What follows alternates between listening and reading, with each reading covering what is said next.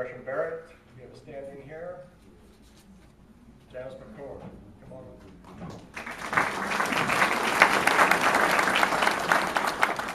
I feel right at home in McCormick because it's been my county for the last 7.5 years, and I know all of you have grown to love you. I'm going to miss you after this year. So anyway, I'll talk a little bit about Gresham. It's been a privilege to work for Gresham Barrett, work along side by side. He is a great Christian man. He loves the Lord and has gone up there and not grown away from his faith, but he's grown stronger in his faith and stronger in his convictions as a Christian and in his character. He's a great man of character. He would never lie about his opponents, as we've seen some of them lie about his record over and over again, but that's politics. But he loves his family. That's been one of the hardest things being a congressman for him is leaving his family back in South Carolina and being away from them.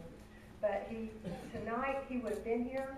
He has to be in Washington along with Senator DeMint. They're both fighting the Department of Defense bill, the Defense Authorization bill, where it's $200 billion spending bill they've made it into now, because they keep adding things into it other than defense over and over again. And right now, Republicans do not have enough votes to stop it. But hopefully in November, the country has had enough, and they will send one of these good people up there, you will, and that will have that turnover all over the nation. And they will be able to stop some of the spending that Gresham has stood against all the time he's been there, especially in the last year since Obama's been there. He never voted against for any of the stimulus that has been out there at any time. Gresham's the only one of the candidates running for governor that has ever served in the military. And that's one thing they'll be over is over the National Guard for the state of South Carolina. And I talked with one of our military folks back there tonight who is hoping Gresham gets elected because of that relationship he already has with the military. He graduated from the Citadel. He's a great military man. He has a conservative record. Been voted most conservative by several organizations nationwide, along with Jim DeMint. I think his record stands hand in hand with his as far as his fiscal conservative policies. And one thing about McCormick here that Gresham has done for you is he's the only congressman ever elected that had appointed a person to oversee the Core Lakes. And that way I've worked over with Savannah Lakes, over Lake Thurman with Barb and Harry Shelley. How many of you know them just out there? They are such great representatives for you at all these core meetings, all these lake meetings I attend. They're always standing up with me, helping me, and Gresham is always standing up and fighting for your lakes and keep the water in there. So thanks, and vote on June 8th for Gresham. Thank you.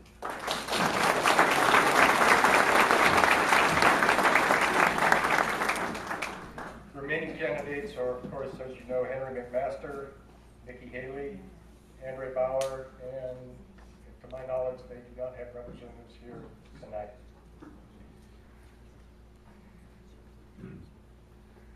Are there any candidates I may have? Because everybody's further back in the back and some people are outside and not many people up towards the pulpit. But I'm going to depart from my usual campaign speech a little bit because I know it is hot and y'all are probably ready to get something to drink before Nikki Haley rolls in here. A little bit about me. I grew up in Charleston. I graduated from the Citadel in 1986. Married my high school sweetheart, Cheryl, who's over here. We've got 4 children, one of whom is Morgan, who's working on the campaign trail. I've got a son at the Naval Academy trying to learn how to become an officer in the United States Marine Corps, and I got 2 younger children at home. I want to tell you, my wife and I grew up in very working class families. My father worked at a paper mill in North Charleston for 35 years, and my father-in-law ran a garage in Mount Pleasant with his brothers for almost 40 years. I tell you that because my wife and I grew up in households where we learned the same lessons. And the basic lesson was that you had to work for what you wanted, you had to earn your way, and you had to pay the price to get what you wanted to take care of your friends and your family and the people in your community. And that's why I'm running for Attorney General, because I think we're moving to a point in history in the country and in the state where that's no longer going to be the case. I have spent approximately 10 years of my career working as a prosecutor. I've prosecuted almost 1,000 cases in South Carolina against murders, rapists, armed robbery, police officers, lawyers, doctors, a congressman's son, you name it.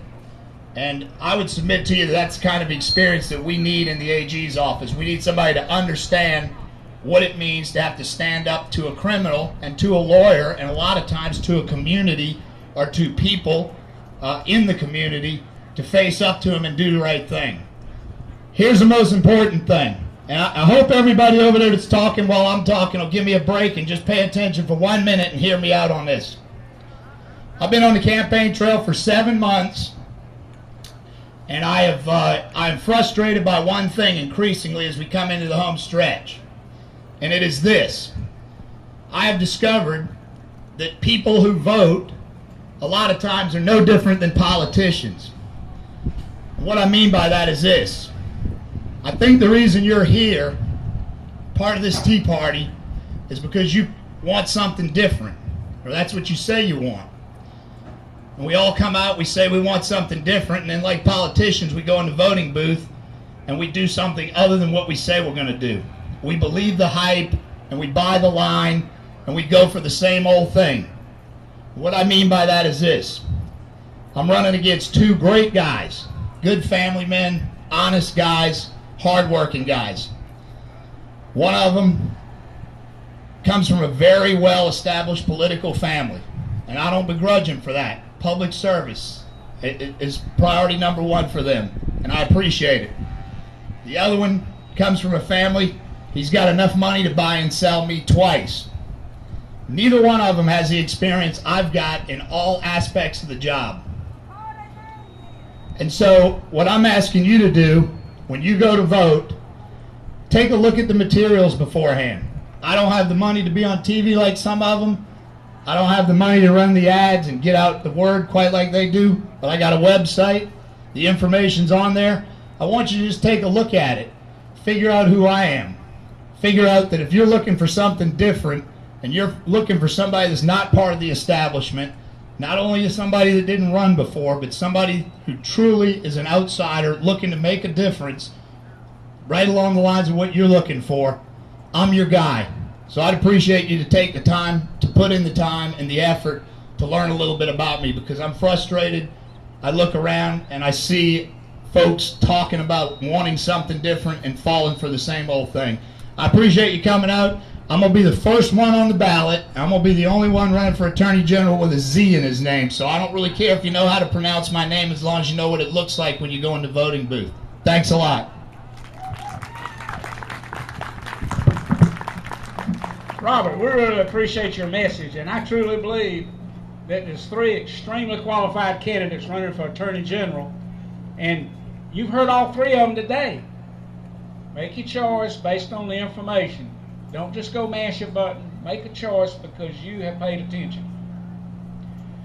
I want to introduce Eric King. Eric is the muscle behind this event that you're at today. About 4 weeks and 2 days ago was when he got the idea for this dropped on him like a bomb. And he said, let's do it. And it's happened. And he had a lot of issues to overcome, a lot of hurdles to overcome, but he did it. He made it work extremely well, and let's give Eric a big hand of applause.